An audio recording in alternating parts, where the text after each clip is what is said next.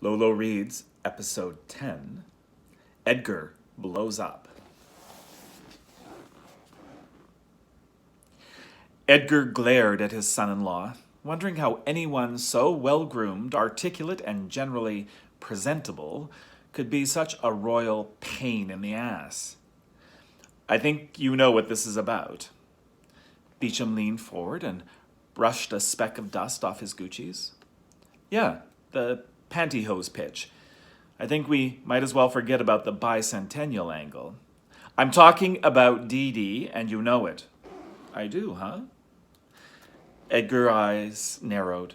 His fist tightened around the neck of a mahogany decoy Franny had bought him at Abercrombie's. Where were you last night, Beecham? Silence. I don't get a big bang out of this, you know. It doesn't thrill me to remember that my own daughter called me up last night crying her eyes out. Frankly, I don't see what business this... God damn it! Franny spent 2 hours on the phone with Dee Dee trying to calm her down. What the hell time did you get in last night anyway? Why don't you ask Dee Dee? I'm sure she wrote it in the log. Edgar spun his chair around and faced the wall. He studied a hunt print and tried to calm himself. He spoke quietly, deliberately, knowing that tone implied the greatest menace. One more time, Beecham. Where were you? The answer was addressed to the back of his head. I had a committee meeting at the club. Which club? University. Not quite as grand as PU, but Nob Hill none the... You were there until midnight? We had a few drinks afterwards. We? You and some chippy from Ruffles? That's Ripples, and I didn't pick up any... What's that quaint word? I was at the club. Ask Peter Cipriani. He was there. I'm not running a detective agency. You could have fooled me. Is that all? Edgar massaged his forehead with his fingertips. He didn't turn around. We have a conference. Right, said Beecham, leaving. Promptly at noon, Marianne headed for the Royal Exchange with Mona. Shit, groaned the copywriter over a Pim's cup. I am so spaced today. Not surprising, thought Marianne. Mona was paid to be spaced. She was the resident freak at Halcyon Communications. Clients who weren't immediately impressed with her creativity changed their minds when they saw her office. An assortment of hookah pipes, an oak icebox, which served as a bar, an antique wheelchair, a collage of Playgirl beefcake photos, and a neon martini glass from a Tenderloin bar. What's the matter? Asked Marianne. Ugh, I did mescaline last night. Oh. We went to Mission Street and tripped through all those god-awful tacky furniture stores with the tasseled lampshades and round beds and, you know, those phony waterfall things in glass tubes.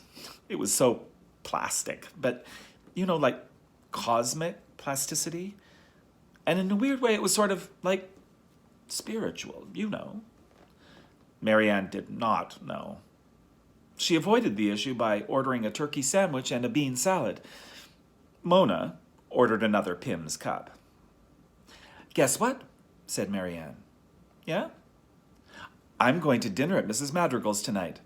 Oh, congratulations. She likes you. You already told me that. Well, then she trusts you. Why, do I have to be trusted? Oh, nothing. I just meant, how should I handle it, Mona? Handle what? Her, I don't know. I feel like she expects something of me. Bourgeois paranoia. I know, but you're really close to her, and I thought you might be able to tell me, you know, her quirks. She's decent. That's her quirk. She also makes a fabulous rack of lamb. Mona left work at 4 o'clock, deliberately skirting Marianne's alcove near the elevator. When she got home, she found Mrs. Madrigal in the garden. The landlady was wearing plaid slacks, a paint-smeared smock, and a straw hat. Her face was ruddy from exertion. "Well, home so early from the fields, dear." "Yeah. Just so many things you can say about pantyhose, eh?" Mona smiled. "I wanted to tell you something. It's no big deal, really." "Fine. Marianne's been asking me about you. Have you told her anything?" "I figured that's your business." "You think she's too green, don't you?" Mona nodded. "Right now, yeah." "We're having dinner tonight." "She told me that's why. Well, I didn't want you to be embarrassed, that's all." "Thank you, dear." "I should mind my own business, shouldn't I?" "No, I appreciate your concern.